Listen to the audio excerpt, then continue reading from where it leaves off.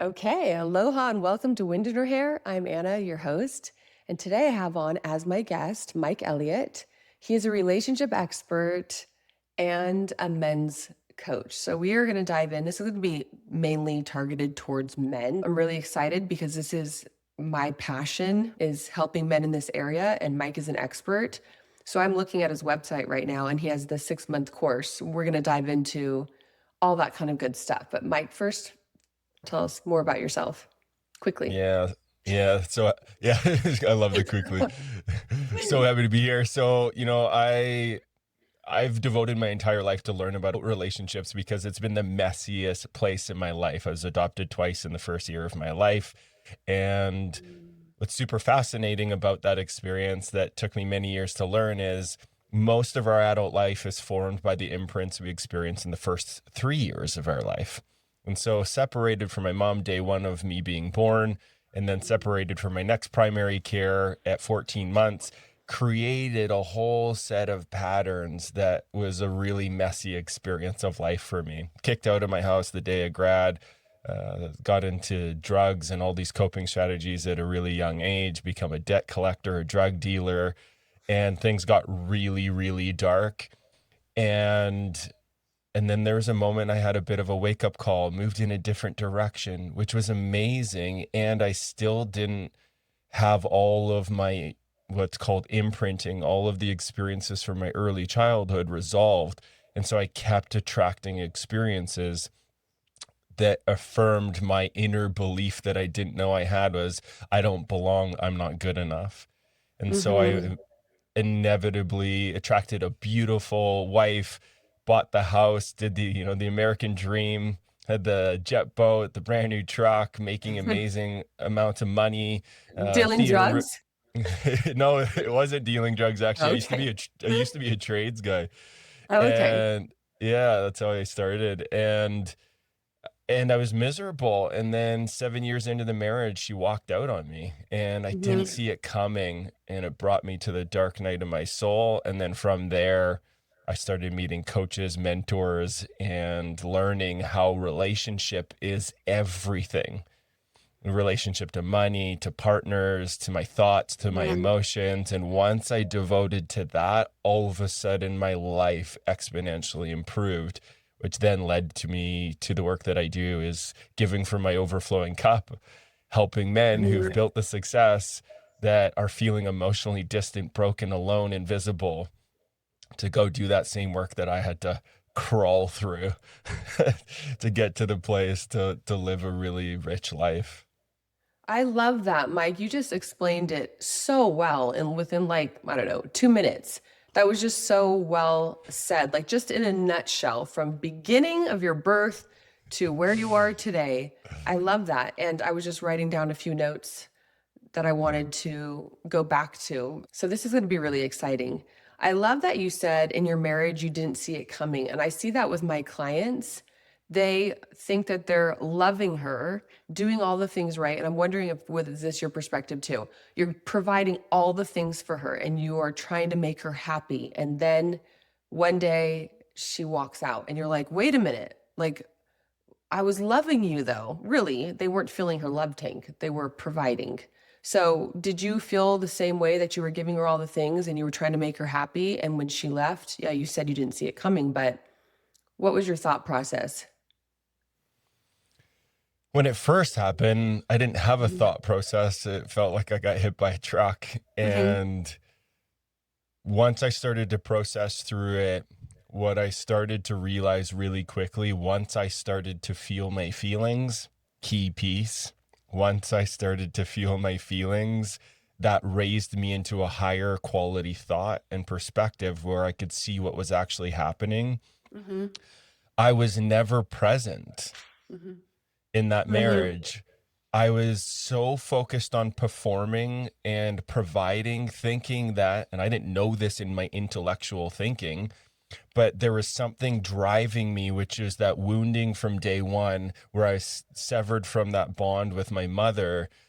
I was trying to provide everything I possibly could to my partner, to my wife, to the woman that represented all of that unresolved material. I thought if I make more money, if I have the status, then I will be loved in the way that I can actually feel safe, like I matter, deep sense of belonging. But what I didn't understand is I was so focused on the performance that I wasn't present to actually receive the love she was offering. I couldn't let it in because I was numb. Hmm. And I you was, didn't even realize it. I You're had just no on idea. autopilot. Autopilot. I now looking back, I can totally see all of the symptoms of, oh my God, I was Hmm. self-soothing the distress I didn't even know I had. I didn't know I was numb. I didn't know I was just so, and but if I look back at what my behaviors were, so I was watching Netflix specials every night after work in my theater room. I was sitting far away from my partner. I would use pornography. I smoked pot. I drank. I ate excessive amounts of food. I worked out like 3 hours every day. There was all these ways I was Hmm. trying to cope with everything that I would start to feel once I slowed down to be present with my own experience. And so, because I wasn't present with my own experience and I was using all these soothing strategies to avoid feeling, I couldn't be present to her.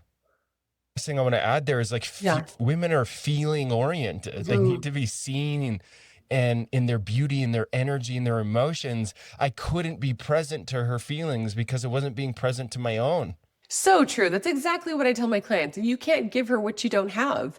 But I love that you said women are these feeling beings. What men don't know is that they see her as so different and it's almost like not a good thing. But what a woman brings is harmony and softness and emotion and feeling and all those wonderful things that men don't naturally bring. And so instead of looking at it as, hey, this is kind of different and unfamiliar and I'm not sure how to like maneuver in and be comfortable and find my place, but it's I wish that they looked at it as something that's so beautiful and challenging but beautiful. And if they just had some like mindset shifts, they could find their place next to her and just breathe and just rest and just be like, hey, I like this. Yeah. Yeah. The juicy feminine.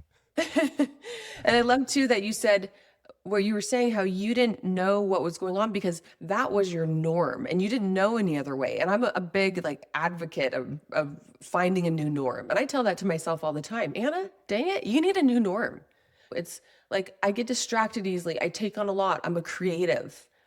Mm. And I need to get more organized. I need a strategy. And so I will boss myself around and say, Anna, you need a new norm too, not just your clients. And so that's what you needed. You were in this normal way of living that felt totally natural to you. And it was only when you had your breakthrough, right? Which I just interviewed a guy yesterday on my podcast about how it's really only through broken, difficult times where we have our breakthrough and we rise from the ashes.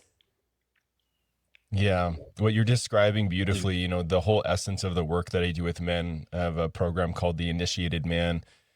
The thing that I see in that place is lack of initiation, especially for men. And women need to Mhm. be initiated as well. But what I found is men who aren't initiated will be initiated by life. So if there isn't a place where it's Mhm. supposed to happen, is the initiation is meant to happen through father and other men that surrounds father. In healthy cultures, it's in that village is where that happens. But in modern day society, a lot of men are coasting and numb and dissociated, and they don't know because they're not connected to their own nature of what their little boy needs to bring them into manhood. So, just to help everyone who's listening understand initiation, what it actually is pressure and tension that squeezes a human being from childhood and adolescence into adulthood. If we don't have that, life will create the pressure and the tension, which is the dark night of the soul, the divorce, Mhm. the ending of the job, the health crisis. But that's just life wanting to move immature behaviors into more mature behaviors because that's what's Mhm. serving to life. Life wants to support life.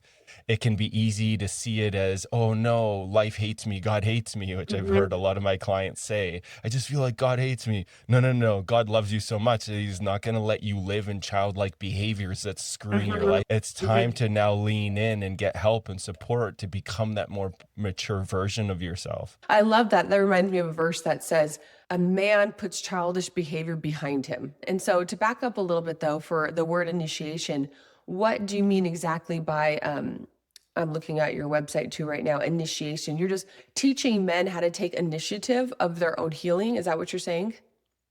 So in the work that I do, I teach it. My method is relational authority. There's three pillars to it. First one is initiation. Second one is integration. Third one is inspiration.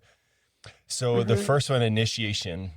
When I'm working with a man, one of the first initiations that needs to happen is radical transparency.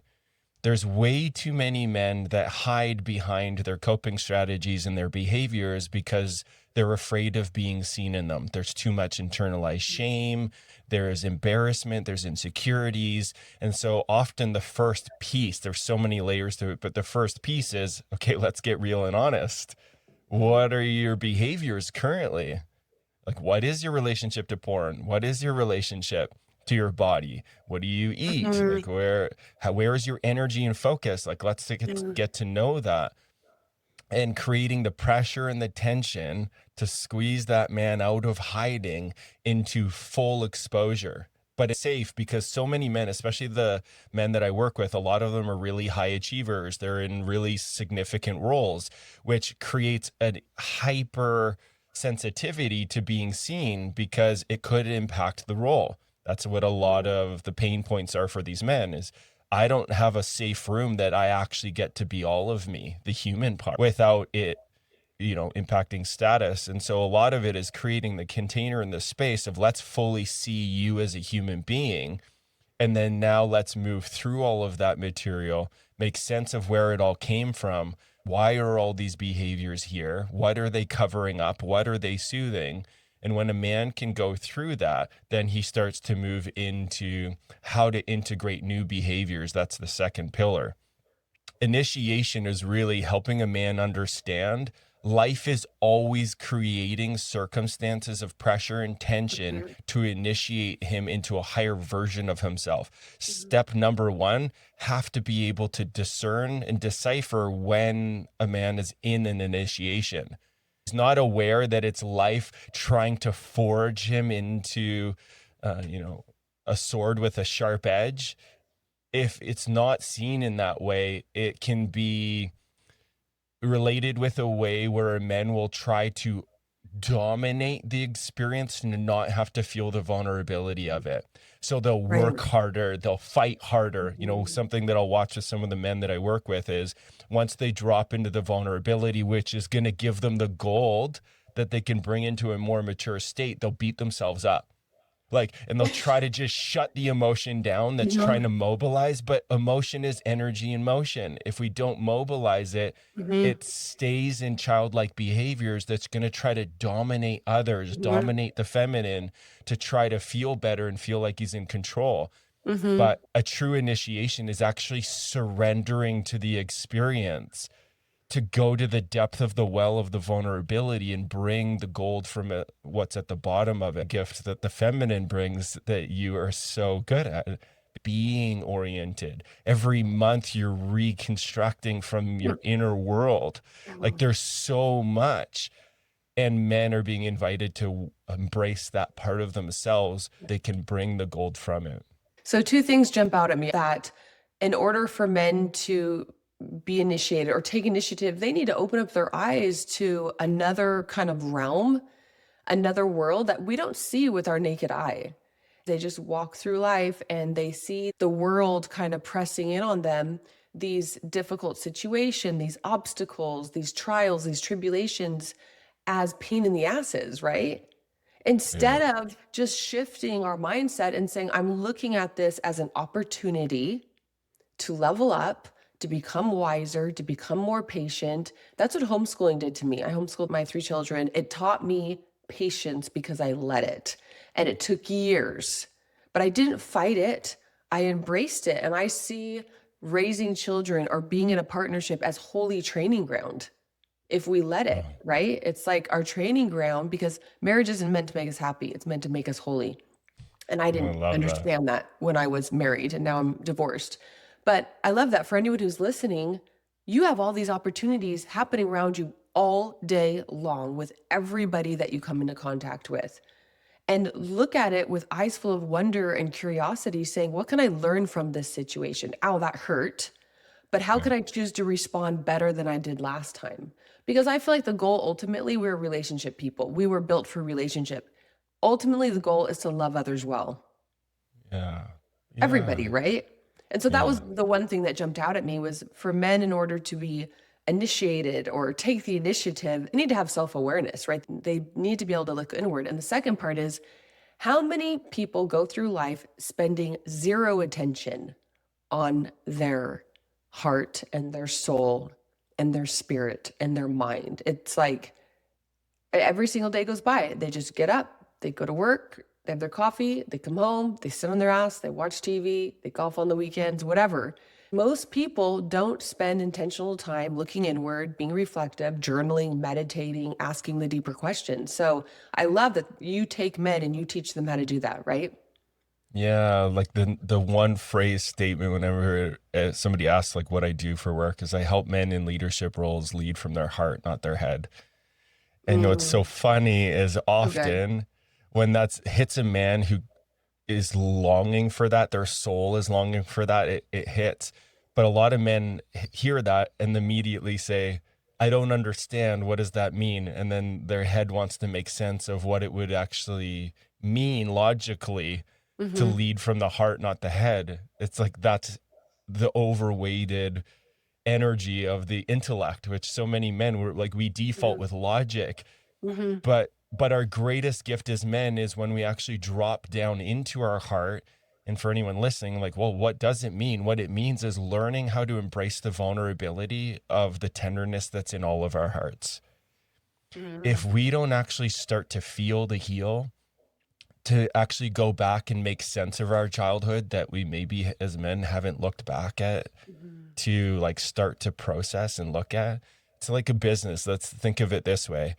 We're not going to hit huge new MMRs, or we're not going to huge these big, targets financially in a business if we don't look at all the nuances of the team members, how well they're doing, are they clear on their role? Like what structures are we using? Like is there efficiencies in all the parts? Is the culture clear and who we're serving? Are we going out there to get to know all the clients and really know from their world, their thinking, how this what outcome they're looking for? If we don't do that work in a business, well, we know we don't get the results that we want. Like the businesses that are the most successful, it makes me think of someone like Richard Branson. He's the master of relationship.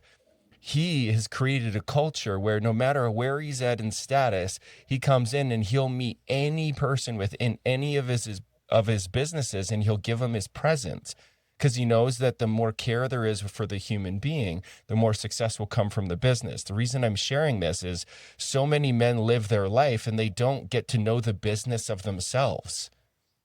Mm-hmm. What are the already lived experiences that have formed your quality of thought? Your mindset came from your already lived life. Your Mm-hmm. mindset got formed by the mindset of the people that you based it around, mom and dad, your brothers and sisters, the school you went to. If we don't go back in and make sense of it all and start to actually feel the experience as a human being of what was that like for me? Mm-hmm. Did I like it? Did I feel emotionally met? Did I feel safe? Did I feel appreciated in my power? If not, then we're going to try to overcompensate by performing and grinding and pushing Mm-hmm. to feel a big enough charge in the use of power to then maybe feel free and good enough. Mhm.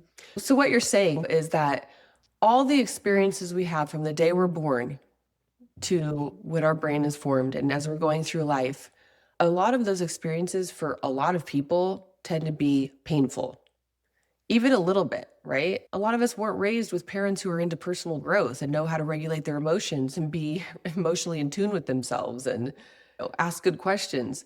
And so as you're going through life, you're kind of storing these painful moments and they just don't get dealt with. And so subconsciously, we kind of push them deeper and deeper so we don't have to feel them.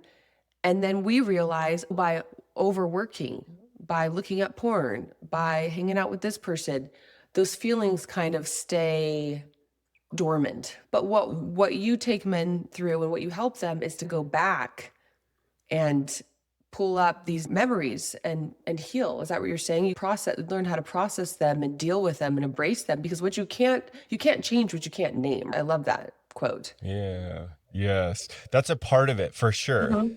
There's two pieces that I'm offering a man when we go into a container, because I work in something called 6-month containers. Mhm. And what I'm doing is I'm creating a container in an environment, in an ecosystem that represents the ingredients that we're missing growing up.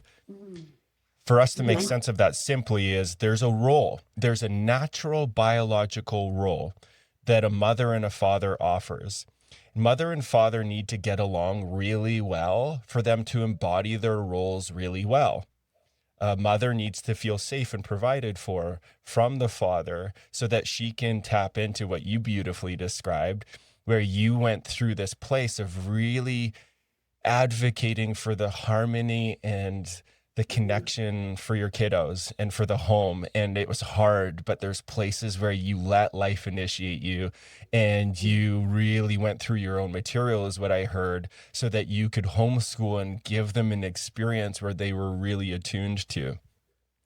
Amazing.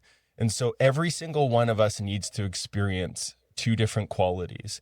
The first quality is for mother. Well, what is the role of mother? To create the feeling of safety in our body and in Mhm. life, the feeling of safety. If mom's doing her job really well, she's going to notice all those little moments when we are dependent in the beginning and vulnerable. She's enough of the time, oh, little John is his behavior just changed there. Something's off. I'm Mhm. going to scoop him up and I'm going to give him kisses and reassurance and I'm going to rub his head, and then the mother gives him the feeling of safety by the transference of actual physical connection and reassurance. That energy then inlays, oh, when I'm feeling scared and vulnerable, my needs get met. Life Mhm. notices and comes and gives me all the things that I need to then down regulate and feel I'm safe and I belong. If that happens, this is a cool number. It only needs to be 30% of the time. If it happens 30% of the time, we create secure attachment. Now we're going to have a Mm. human being that goes off into the world and they know who they are. They know that when things get tough and they don't know how to do something, that they just reach for help and the help will show up. That's Mhm. healthy. That's a healthy movement. There's a reach online. So now we need to go to the father. The role of father is order. So even when I heard you describe it, it was Mm. interesting when you said, whoa, I need to kind of, boss Mhm. myself and be like, okay, order here. And what we're talking on and what we're touching on is usually the father wounding.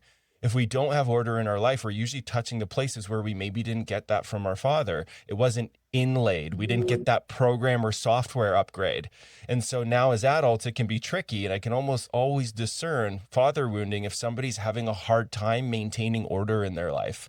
And Ooh, yeah, it's so I love fascinating that. and it's completely predictable. So if somebody's not feeling safe in their body a lot of the time and they're using lots of soothing agents, we're touching mother wounding. And if we're talking disorder, father wounding. Now, if we know those ingredients, going back to it, the container that I create is get to know what is the actual lived experience for a man. Is he feeling Mhm. unsafe? Is there a lack of order?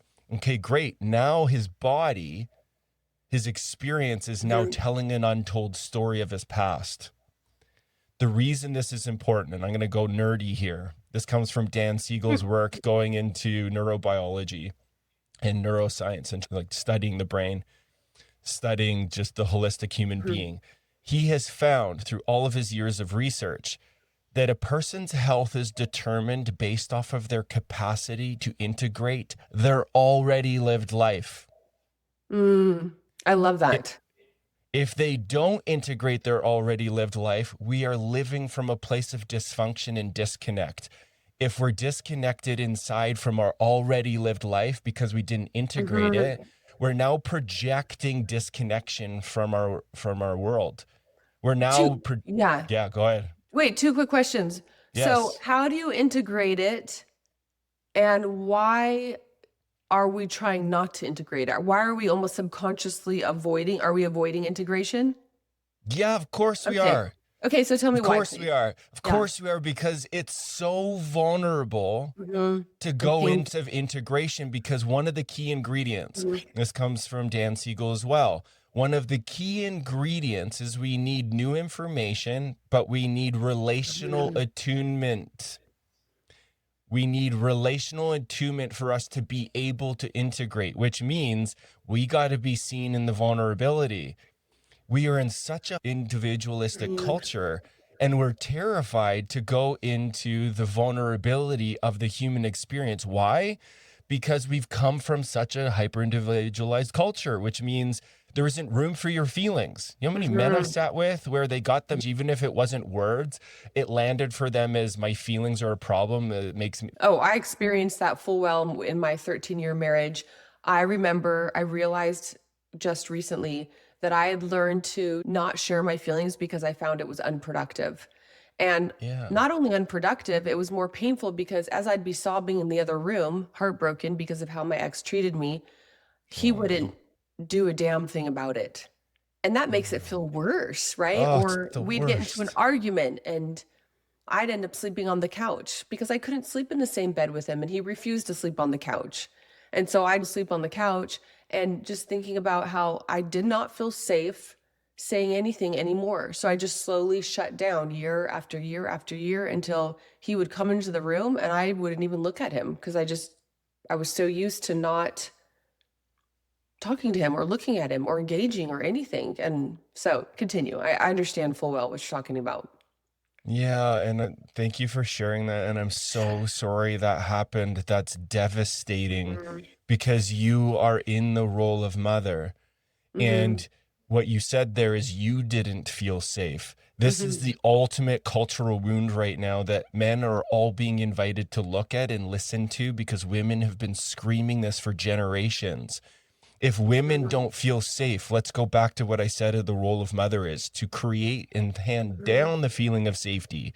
How Mm-hmm. the hell is a mother going to offer over enough safety if she doesn't feel safe? Mm-hmm. Oh, it's so upsetting. Right.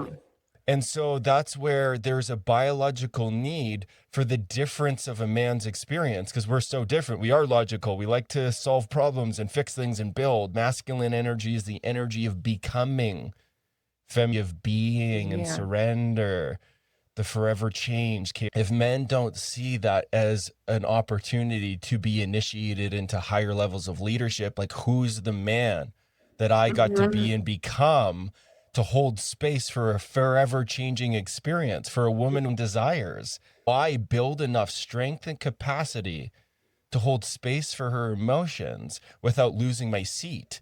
Ultimate warrior's work in the modern day world. But I if love we that. but if we see a woman as that forever changing chaos creative as a problem, we get a situation you described where there isn't a feeling of say be. And then if you can't be, now we've created a situation where you're forced to disconnect and sleep on the couch. And then now what we're looking at is we're looking at a disconnection problem. Mm-hmm. So anyone who's listening and they're like, oh man, yeah, it's really hard to relate with my partner. That's not a problem with your partner. Your brain's going to make it about your partner. And sometimes, yes, it's their behaviors 100%. And Mm-hmm. they've got to go do their work and get enough maturity online to be able to even be relational to do this work. And a lot of the time, there's so much disconnect inside that we're just projecting all these experiences on our partners and then trying to keep ourselves safe. If we're always in a self protection, well, it's going to be really hard to heal. Mm-hmm. So think of How, it this, yeah. yeah, one quick example to make Yeah. this simplify it. If you break your thumb You break your wrist. Guess what you need? You need a cast. You Mm-hmm. need to protect that area of vulnerability. And if you protect it well enough, you give it the space to heal. But if you don't give it the protection and you try to go off in life and still use it, it's just going to be a mess. It won't heal. And the pain will Mm-hmm. perpetuate for a really long period of time. That because relationally, we need containers where there's enough safety, enough presence, enough slowness for the body and the being to actually start to express the hurt that it's carrying. Mm-hmm. If we do that, then someone can attune to it, offer over the ingredients that we're missing, and then there will be healing that happens. There will be new insights. There will be a man that takes responsibility for the misuse of his power, where he's been minimizing and gaslighting his partner. And then he will own it and say, sweetie, I am so sorry. I've been an idiot. I've Mm-hmm. been asleep at the wheel.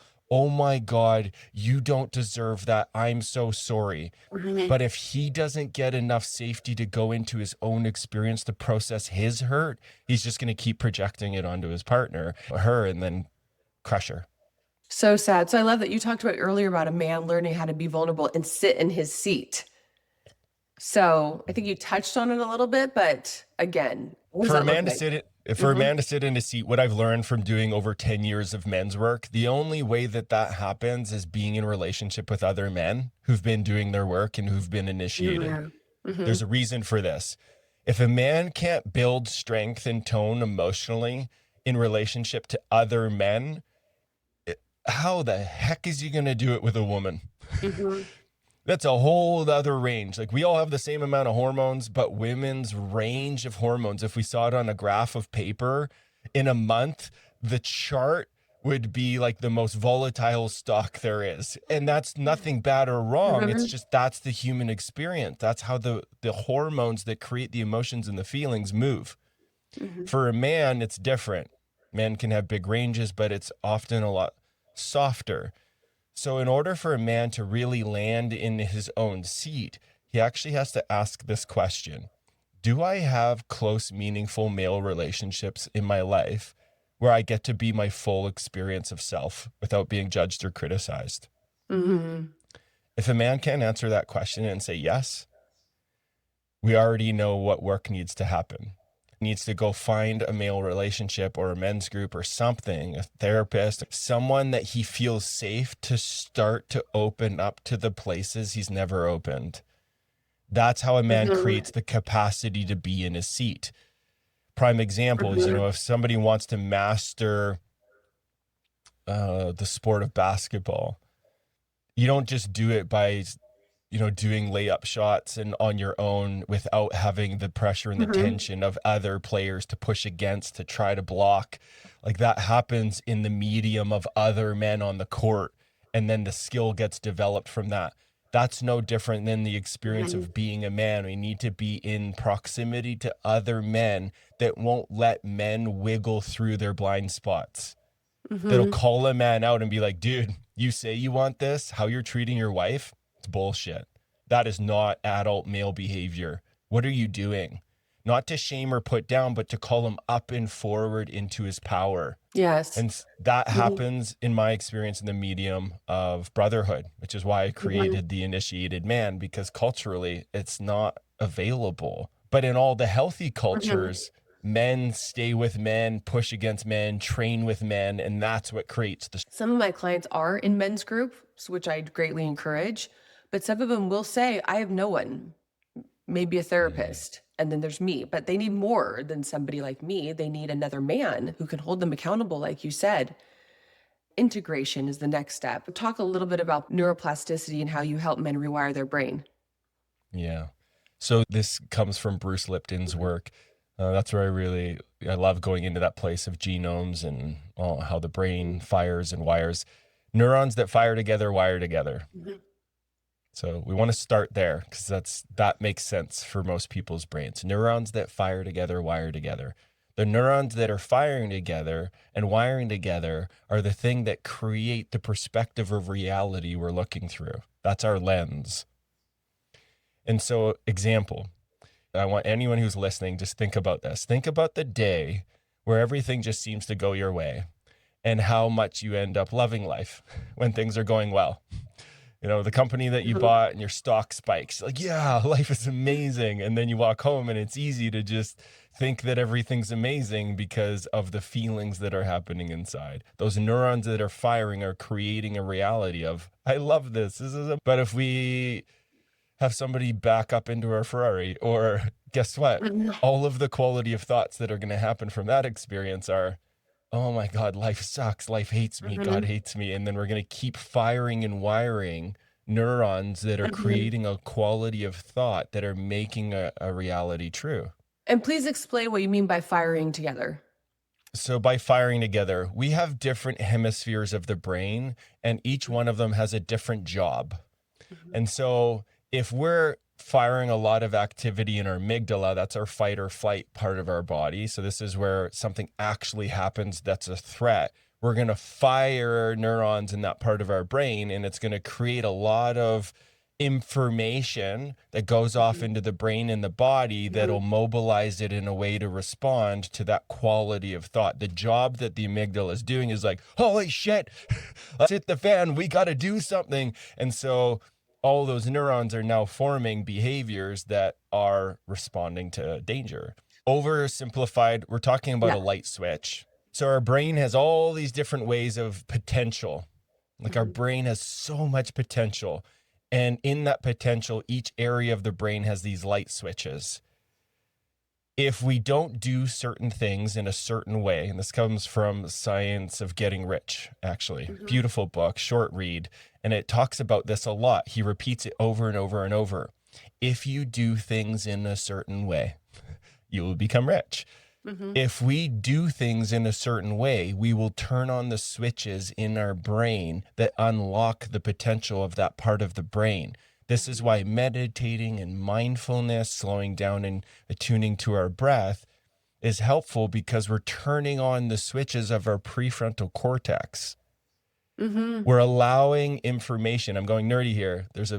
Underneath all that, there's something called the hippocampus. Mhm. The hippocampus's job is to take disorganized information, and then it's like the ultimate uh, organizer. And it takes all that Mhm. disorganized information and it finds the right folder and file to put that Mhm. disorganized information in. And then it'll label it with a time, a date, and an image. And then that's helpful. If we have a memory and we know when it happened and we know what it looked like, we're integrating it. Mhm. But if the hippocampus doesn't get to do its job because the amygdala is firing too much energy that it can't go through it, it's not going to reach the prefrontal cortex, that's our executive function, that can see the higher perspective of, I'm okay. I Mhm. don't need to freak out right now. I'm an adult. I can do this. Yeah, it's really uncomfortable, but I'm just going to stay connected to my breath. I'm going to reach Mhm. out to my body and ask him to help me process this, because it's kind of a Mhm. big deal. And we'll discharge the energy, and our brain will start to work with harmony, just like you did with your kiddos with homeschooling. You're creating an environment that allows harmony to happen. Mhm. But if we don't do that, then we just have a lot of disorganization. So do you think that has anything to do with, I'm just curious about ADHD. People with ADHD, they need a better hippocampus, or I'm wondering, like, I wonder how my hippocampus is doing right now. How's she doing up there? Yeah. And Yeah. anyone who's listening who Mhm. has had that diagnosis of ADHD, Mhm. feel your own experience. I'm just going off of all the clients I've Mhm. worked with that frame.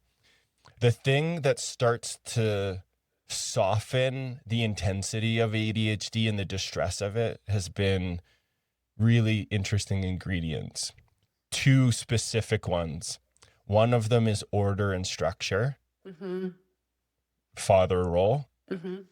Hey, let's look at your calendar. Let's start to build in some Mhm. experiences. I'm here with you. And this is often, I'll come in and help them with the order. Whoa, hey, yeah, your brain wants to go over here and there and there. And hey, look at me. Can you notice me here? And this is the second ingredient, is reassurance. Hmm, interesting. Reassurance and the encouragement to notice connection. Mhm. Almost every person I've worked with ADHD, a lot of the work that I do is, hey, yeah, can you just notice me here? How do you hear? And I give their brain a job and a task to notice that there's connection available in the present moment. Wow. It's Okay. doing what it's doing is it's actually Mm-hmm. softening the brain that's trying to find a salve to the distress of there's no connection. Mm-hmm. So it's trying to find solutions to get the connection. But what I found is if we just help the brain notice, hey, that I can see you're distressed and I'm right here. I got you. Let's just breathe together. Let's slow everything down. We don't need to make any decisions right now. Oh, yeah, you're now thinking about that thing. That's okay. And I just keep interrupting it. Can you notice me here? Can you hear the reverberations of my voice? How do you notice me here? Can you feel in your body? What are you feeling in your body? Mm-hmm. Giving them the task of their brain to notice that they're in their body and they have, while this sequence is happening inside, almost every time something releases, a big exhale, their face changes. And then I say, how do you feel right now? Wow, I feel calm. My brain is quiet. Mm-hmm. Yeah. And then what starts to land and click is there isn't a problem with the ADHD. There was a lack of attunement and care to help that system slow down, to rest into that someone has them, that they're Mm-hmm. held, that there's connection.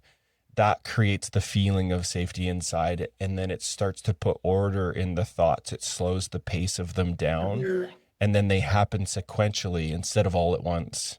Wow. Thank you for sharing that. That I'm Yeah. having all these epiphanies right now. I wanted to quickly touch on the last part of your inspiration, and then I have a few other questions I wanted to ask you. Okay, and so lastly, you have the initiation, the integration, and then lastly, you have the inspiration. So tell me about that. Oh, juicy. I love this part. This for me is the carrot at the end of the stick, but then once that carrot is caught, it's so good. So what I have found is when somebody learns to see through the lens of life is always initiating me, life is always going to create pressure and tension to squeeze me into some higher potential, higher expression, more health, more maturity, more presence, more calm, more relaxation, so that we have the ability to respond. When somebody sees the first phase in that way, they're not afraid to deal with the emotions that get poked and provoked in triggers when they're out in their life, when they're in relationship with their partner. They'll want to go in and down into that experience. When they do that, they'll get an insight or an aha. The way that we know we're in an initiation and it's working is these are the moments that I think a lot of people can relate with. You're on your bike, you're in the shower, and all of a sudden you have a new awareness. You have a clarity, a light bulb goes off, an aha moment. Well, congratulations, you just got initiated. Now, the work of a responsible adult human being is I'm going to bring order to the gift God just gave me in that insight. I'm now going to turn that into a new behavior that's trackable, tangible, that's in my Mhm. schedule that mirrors back to me. If Mike comes in and looks at my schedule, there's evidence that I am becoming the person that life is inviting me into. Mhm. So So they're for basically integrating it is the next there step. now Okay. that now we're moving into that second pillar. Mm-hmm. We take the initiation in order for us to now fully embody that new level of power. We have to honor integration. Mm-hmm. And I've watched this in so many different areas. We can go to Tony Robbins events, we can go to medicine ceremonies, but if we don't know how to do the integration, it's all a waste of energy. Mm-hmm. And so we need to gather, oh, life just gave me this new aha. Okay, what would I have to do with this to become this person that life just showed me I'm here to be? I got to hire a coach. I got to book a trip to go to that place. I got to go to a paint night and actually start to practice painting and explore that side of myself. I'm going to plan the date with my wife, not just let her plan everything. The new behavior. Mm-hmm. If someone gets really good, if a man gets really good, and this isn't just men, this is for all humans, but if we start to take those initiations, integrate it into new behavior, something really juicy starts to happen. Organically, because we're integrating, We're moving into higher levels of health. We're offloading the energy that's keeping us subdued or small. We're integrating it. We're lightening the load that is allowing more receivership to where life is guiding a more easeful path for that person. This is living from a place of inspiration. What I found is if someone does pillar 1 and pillar 2 organically, they don't have to do this one, life starts to become an inspiration. This is where the heart starts to lead the head.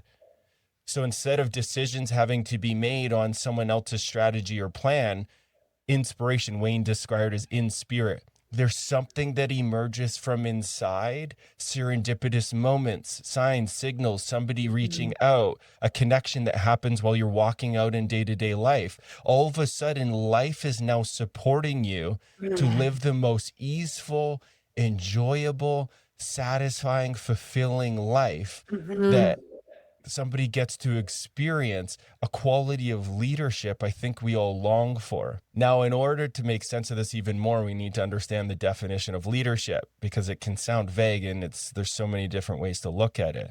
When I'm talking about leadership from a place of inspiration, this is what I'm talking about. A man that is so clear in the direction that he's going that the decisions he makes creates an environment that nourishes him and all the people around him. I've never heard that way of saying it before. I love that. Which is informed by the feminine. And I want to highlight that that's not the way of leadership I grew up with, but to sit in the presence of a woman who is the master of being, that is connected to nature, that is a female human embodiment of Pachamama, the earth itself. Plant a seed in the earth, it grows a tree that bears fruit. Plant a seed in a woman, it gives human life. Like, holy shit. And what I found is if I can do my work to hold presence with a woman, she will give this wisdom that is informed and integrated with life for itself. There is an honoring of moving at the pace of connection. And if we as men don't do that, we are just perpetuating the harm that comes from patriarch. An energy disconnected from nature, that's patriarch. But if we're informed by nature, the feminine part of ourselves, which is learned by the female embodiment of the feminine, well, all of a sudden it makes sense that our highest level of leadership is to be really integral with our decisions and our behavior, that the environment we are creating in life is life-giving. I think now what's happening is the feminine is trying to inform the masculine, not sometimes it comes out of shame and criticism, but sometimes it's coming from the fierce love of, if you listen to me, there's a way that you will use your power in a way that will benefit you, not just me. Like there, you can lead in the world that will be so respected and revered and valued if you can listen to the nature of my experience that's different, that's settled into the earth, that has a womb, that has a whole experience of reality that men don't have access to, can hold presence and get to know and be initiated by the qualities of the feminine. Amen. Yeah. And what I've found is the gift that you women bring is the most incredible life-giving substance that informs a quality that is biologically in all of us men that wants to provide and protect. But if it's coming from the feminine, it's so clear in what it is that you are wanting us to provide and protect that is in service to humanity, that will lead to creating an environment that is nourishing for me and all the people around me. But it doesn't happen if it's coming from my logic in my head. I did that for 13 years. I read all the books, listened all the podcasts, and all that mental masturbation left me flaccid as a man. I had no clarity of what I was creating, and it was defeating because I wasn't getting what I actually wanted as a human being. I wanted to be loved and revered and respected by the partner of my beloved, my wife. But I was trying to get it in ways that were disconnected from nature. It was too logic heavy.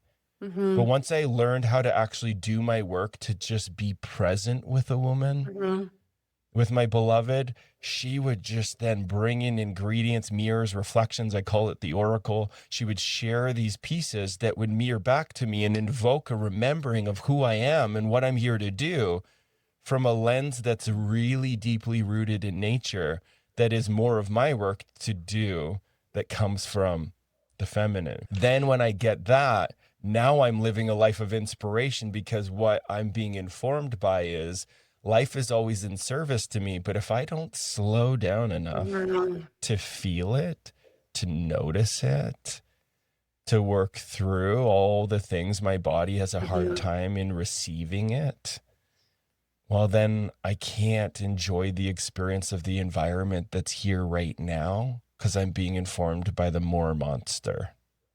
The more monster? The more monster of masculine energy disconnected from nature. The patriarch takes too much Mhm.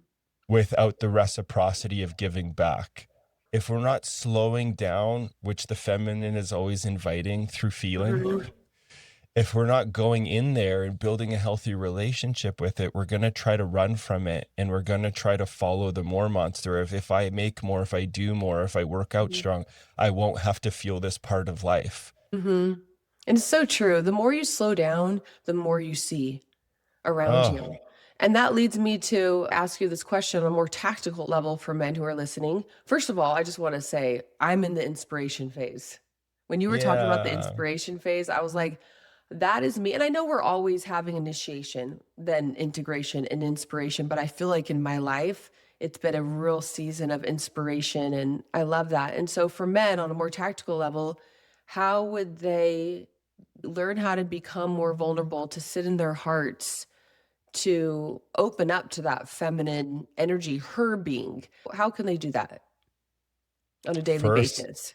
the first step is acknowledgement, because this is teaches feminine needs to be seen in order to feel safe. Mhm. It's the very essence of feminine energy.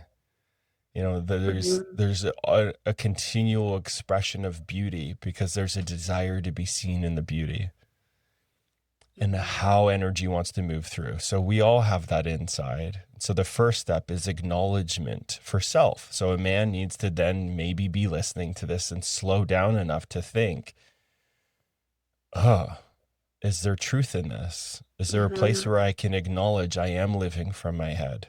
Tony Robbins says this: if you're in your head, you're dead. If you're living from a reality in your head and you're not feeling your feelings, the way that you can notice that is, when's the last time you've shared your feelings to a person? When's the last time you've cried? When's the last time you let yourself feel angry, but it didn't create hurt and harm? If you're not feeling those feelings, step one is just acknowledging and owning right now, this moment. Yeah, that's true. And I want to add to that really quick is that Yeah. if you have a female partner and she's feeling emotional, right? Yeah. So many men just kind of want to rush past that. But what you're just saying is to stop. If you're used to kind of exiting or avoiding or brushing it off, to stop and be like, okay, she's having a moment and I can be invited into this moment to help in any capacity. Maybe I'm partly responsible for what's happening in this moment and I don't even realize it. But like you said, just to stop and to slow down and to be aware, okay, something's happening here. And it might be a wound of hers from 20 years ago that he has nothing to do with, but that he could be a part of that healing if he allows himself to. Bingo.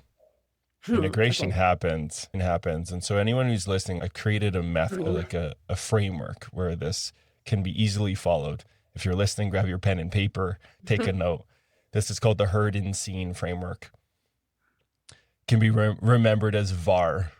So a man who's listening to this, that's having this experience, slow down. First thing, the reason I slowed you down is I want you to notice where there's vulnerability. Where's the part that wants to go faster, that just wants the intellect right now, that wants to skip over this? It's uncomfortable. Don't look at me there.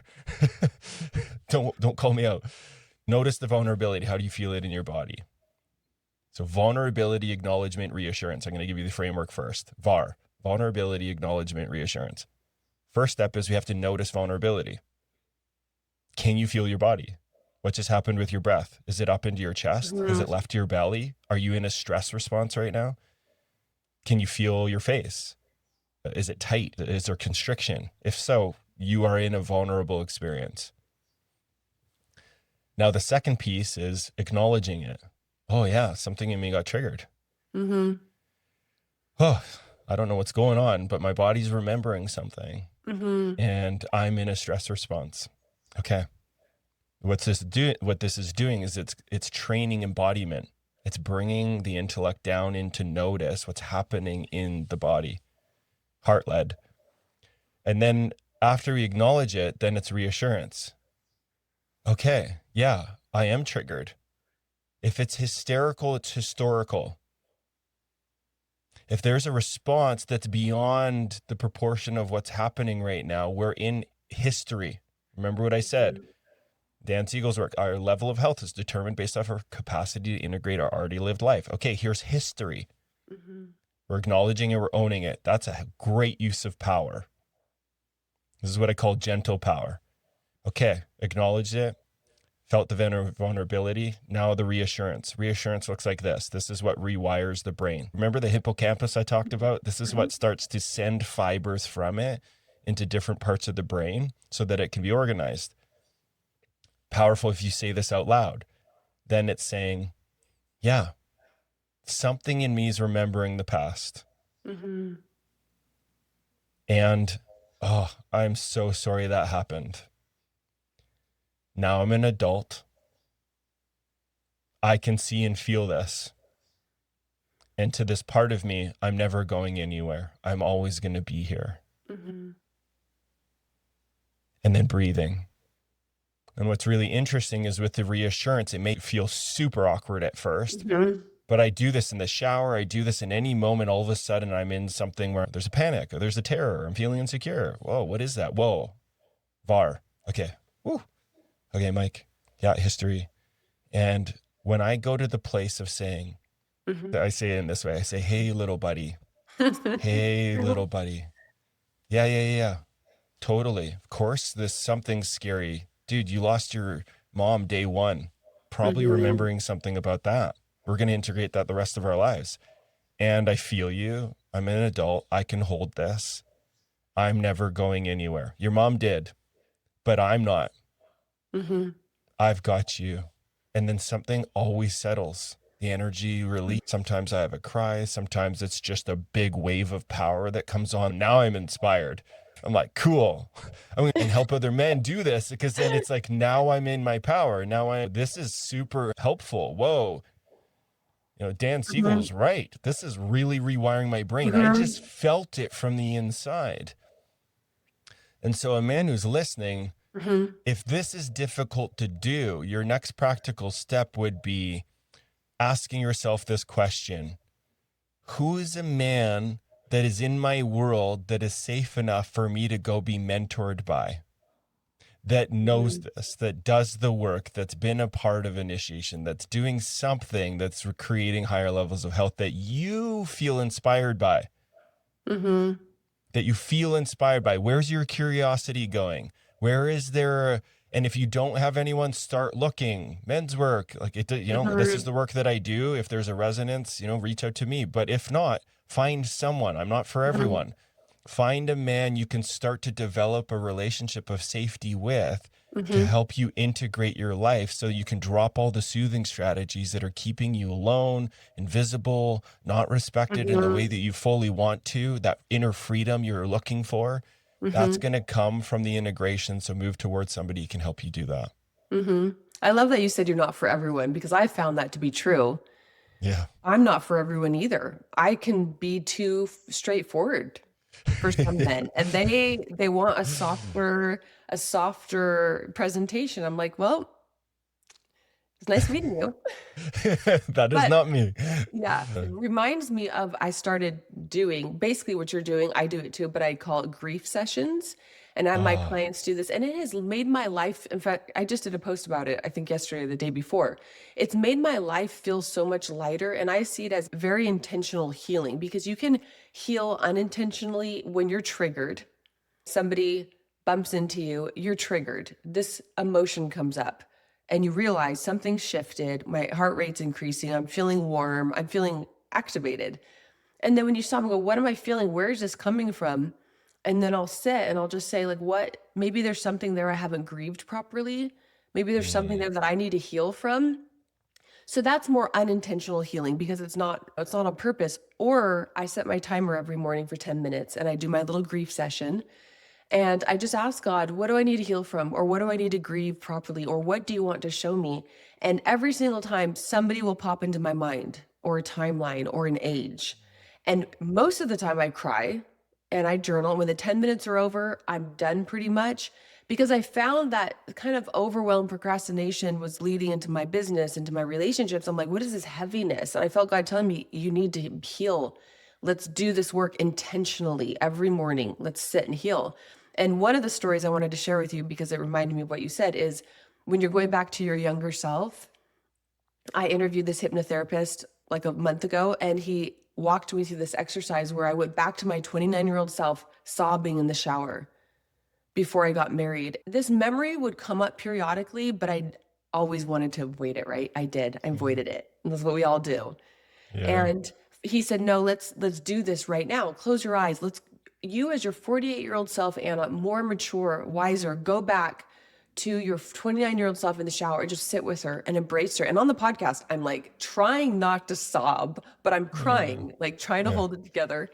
And I just sat with her like what you're doing. I just said, "Anna, little Anna, you're okay. Like we made it.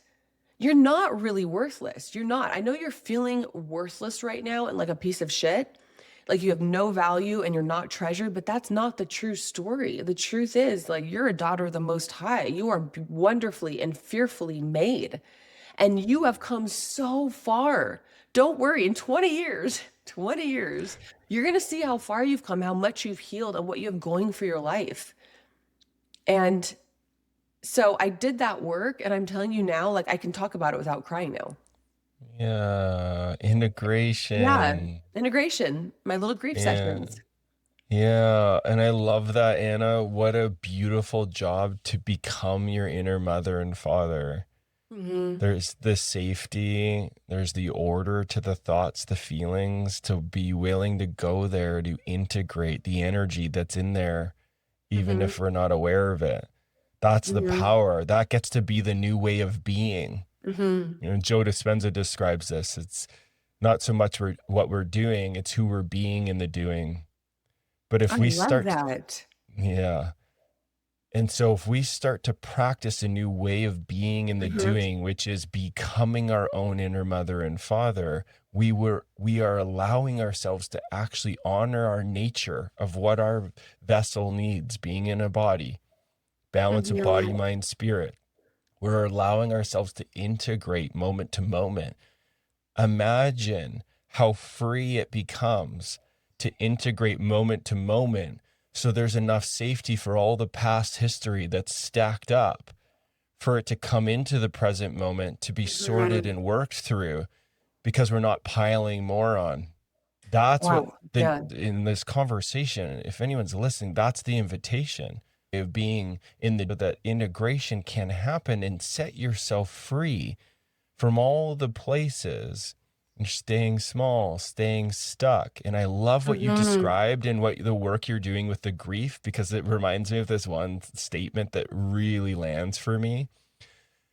A man who does not grieve will wreak havoc on the world. Wow. A man who does not grieve will wreak havoc on the world. So good.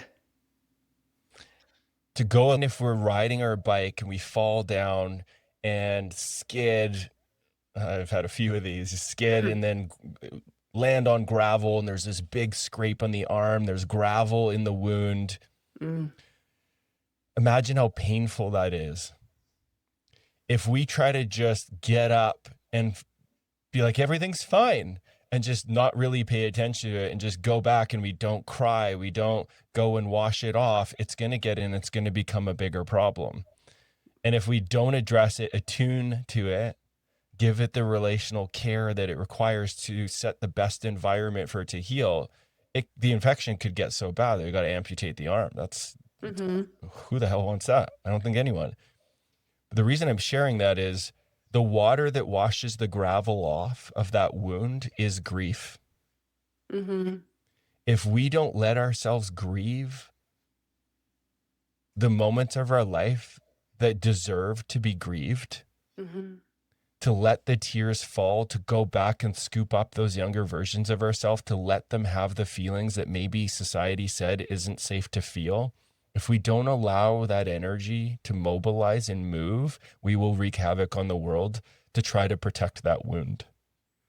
I'm imagining what your analogy is so perfect because I've had the little rocks embedded in my skin. And that is a perfect way to describe our wounds. If we don't heal that, if we don't deal with it in the moment, like literally look at it, process it, why am I feeling this way? Where did it come from? That little rock stays inside the skin for decades and decades. And we're wondering kind of why we feel uncomfortable, why we don't feel free, and all this stuff. It's because we've got all these damn rocks stuck in our skin, right? And of course, we don't want to pick at it, right? To open up the wound, to take out that rock seems way too painful. But that's the work necessary, which is grieving, like you said. And people don't have to grieve over a death of a person. It could be the death of a business or a partnership or a dream or a relationship. And so I just encourage anyone who's listening, like think of your healing as digging little rocks out. And at first it's painful, but once you do it, you're healed, your life is lighter, you're freer, you're able to love others well. I love that. I've never thought about that before. Yeah. And then you get to sit with somebody. And I'm so grateful to you, Anna, for sharing your experience that you got to go back and meet that part of yourself, Mhm. because then we're actually creating real relationship where it's safe to go and talk about all the experiences that have Mhm. happened that inspire another person to then share the place where they've maybe had a rock buried in their skin and they haven't wanted Yeah. to show anyone. But if someone just like you just did, oh, I had a rock. This is how I pulled it out. And they're like, oh, wait, help. I have a rock here. And now I want to talk about it. Yeah. I've never shared this with anyone. Right. Great. Now we're creating energy and relationship that's allowing the healing to happen just by Mhm. bringing it to connection. This is a perfect segue into just a few specific questions I have on a more tactical level for Yeah. any men who are listening who their plight is they are high performers, they're successful, they're killing it in business, but they go home, and I love what you have here on your website. It says you've hit your numbers, you've built the team, you've earned the respect, but at home you feel like a stranger in your own life. So many men feel like that. Tell us why. Why do men feel like that? They're not feeling valued and respected for how much they're doing. Mhm. And the use of their power isn't mirrored back in a way where they really feel seen in the use of their power. Mhm. We deep down as men are so here to become something. Mhm.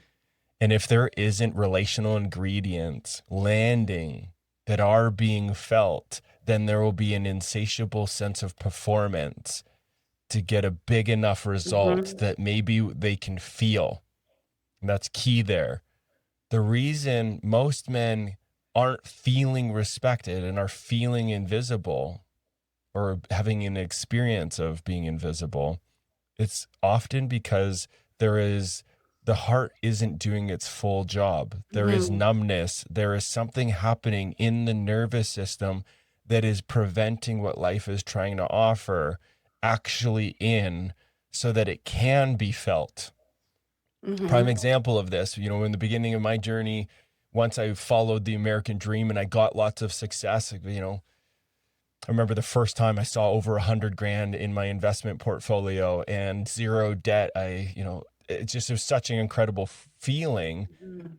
when I would look at the numbers, but then in my day-to-day moments, I was depressed and I didn't know why. Mhm. And so I'm chasing more. Okay, maybe it's 200 grand I need. Okay, maybe it's 500 grand I need.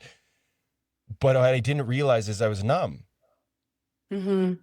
I had the thing that was the most meaningful to me. I had a beautiful wife there trying to love me, trying to invite me into connection. And I kept dismissing her and pushing her away Mhm. because I thought once I get this thing over here, maybe then I'll feel good enough in her presence. Mhm. But it wasn't because she wasn't offering ingredients that were saying and expressing the value of me. I couldn't in. Mm-hmm. And you can't let it in. And what men don't realize is they don't feel seen or respected by her, but they're not in return seeing her. They're not hearing her. They're not creating emotional safety for her.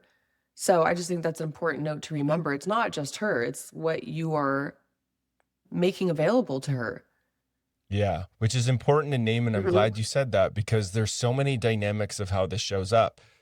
There's so many men that I've worked with where they've been living for such a long time in their own inner experience of not feeling good enough that they're attracting the experience and invoking the experience from the feminine that is affirming it again and again and again, with the Mhm. criticism, with the anger, with the upset of I'm not feeling met and I don't feel seen. And then it's not very encouraging to then Mhm. hold space for all of that upset. A lot of the Mhm. upset is about that relationship, but I'd say from my experience, there just is an overarching fury in women that is processing generations of not being listened to, when there's been an advocacy for harmony, connection, for everything to slow down so that we can stay connected into nature and be creating healthy and happy homes. And Mhm. so that being invisible, the advocacy for that, how much mothers do and hold, and that being invisible pisses women off. And so there's Mhm. a lot of anger and fury that it is out of proportion to what that one individual man is offering or doing. And if we don't know that, it's hard to differentiate. It's hard to look at, oh, there's a little girl in my partner who's pissed at society. And it's hard to not take it personal. Almost every man that Mhm. I've ever worked with, the place they lose their seat is where it's hitting the place where they don't feel enough inside. And so now it's a personal experience, to fighting, defending, withdrawing, wanting to go and flirt with another woman, like look at Mhm. porn, get the substance, because it's too scary to face real life in front of them, where the partner that they're in life with is saying, it's not about you. They're just saying, I don't feel good. I don't feel safe. Mhm. Remember, heard and seen framework. Notice the vulnerability. Don't take it personal. Acknowledge you see it. Reassure, sweetie. I'll do this with Courtney, my wife. I'll walk Mhm. in and I'll see her in distress. Part of me immediately wants to take it personal. And then I slow down and I mess it up sometimes. But if I remember this framework, I go and I say, hey, sweetie, it looks like you're really upset or afraid. I'll come behind her and I'll put my hand on her back. I'll look into her eyes. Sometimes I have to like go in front of her and, hey, can you look at me? Mhm. Hey, you want to breathe with me? And you're I'm reassuring right. her. Reassuring her, Mhm. acknowledging I see the pain, and now Mhm. reassuring I'm here. I've Mhm. got you. For men listening, there's no defense. Did No you notice defense. there's no defense, there's no arguing, there's no pride. There's Need just talking, to. there's validating. Yeah, there's no me Yeah. too. It's a big one. Mhm. Not the moment. Yes, that matters, but just for Yeah. anyone listening, that's an important one. Matter, but it's not in that moment. Mhm.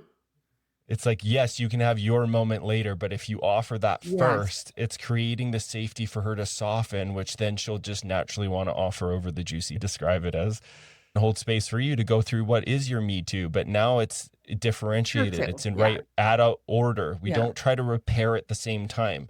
Repair, one person is in the place of repair, and then we offer it over. So your partner says you're not present. Your kids are growing up while you're grinding, and deep down, you know they're right. Why doesn't he stop? Why does he say, Mm, okay, you're right. I need to stop. Something has to give. because it's so scary to feel all the energy and the Mhm. emotions that are going to start to bubble up when he slows down. Mm. So true. And so that strategy worked. And I want to put this in right order. We don't want to make the strategy or the behavior bad or wrong.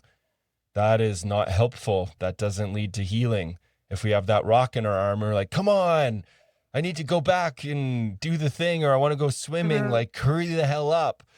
We want to acknowledge, okay, somewhere along the lines as a kiddo, I learned that if I go faster, if I move quicker, I don't have to feel the part of me that feels alone. that feels scared, that feels sad because society said that's weak. I don't want to be weak. So I'm going to push and grind and do the things. But a part of their soul aches because they know they're not present with their kids. They have the awareness. It's not an awareness problem for a lot of them. They know that they're working too hard, too much, too fast. They know they're not present. They see it in their kids. They see it in their partner. They just don't know what to do. But if you move into the presence, like I described earlier, somebody who's done the work, they can create the container for you to be held and stop trying to hold everyone else. Often these men care so damn much. That's why they're wanting the bigger bank account, is they want to create the freedom for their family. What an honorable task. What an honorable role.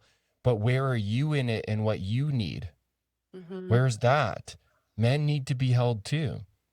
What do you say Not to a man who thinks that vulnerability is weakness? First thing I would say is, I get it, man. That's what I thought for over 13 years. And what it led to was a divorce. It was devastating. I contemplated killing myself. It was so painful. Once I actually dropped all the defense strategies. So first of all, you have every right to be afraid because there's a lot in there. And when there's not connection, it's terrifying.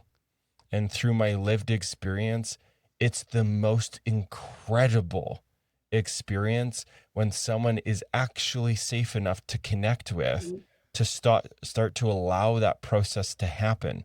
Makes me think of my first, when I went from that dark night of the soul, watching all these dark thoughts where I wanted to, I didn't want to, but my thoughts and my feelings are like, Mike, you should kill yourself. Look at what you've done. Your wife just left. Like everything you thought you had is a sham. That's what my thoughts told me. 2 days later, once I finally dropped down to my knees and inspired by Oprah's Dark Night of the Soul. So I threw my hands up in the air and said, God, I have no idea what I'm doing. Help. Someone reached out and said, here's a soul coach. Work with him. And he was direct about it. He was fierce about it. He said, dude, how you're doing it on your own, make the investment in yourself and do it. And to him, and I did it. And I remember just in the first session, it's the safest I had ever felt with another man. And all of a sudden, I didn't have to do anything. All of a sudden, I just started letting emotion out. And I'm like, what is happening? He was You're like, offering over. what is this wet thing in my eye? Totally. And I was bawling like a little kid. And he held it with so much grace, so much care. And then all of a sudden, I then got to have an experience of looking at a man using his power in the way that I was longing to experience in myself, as he was unflinching, unwavering, reassuring. Like, dude, I've been there. Sucks, right? I'm right here. This is it. This is the way out, man. And he even said to me, he's like, you're not allowed to read, like when we started to work together in his container, you're not allowed to read another book for the time we're working together. You're going to start to just be in life. Your body's going to bring up things, and I'm here, and you're just going to feel that. And you're going to learn how to feel that, not run from it. And then he just kept being there and reassuring. And then all of a sudden, I was living an inspired life. I remember then my messages were like, oh my God, this happened. Oh my God, and this happened. And he's like, you get it? Well, I get it. The things that I read in Think and Grow Rich and The Secret, I'm like, I was living it because I stopped running from myself. So yes, anyone who's listening, men, stop running from yourself. Stop overworking, stop hiding, stop performing. Do you want to share one last gold nugget with anybody that's on your heart right now?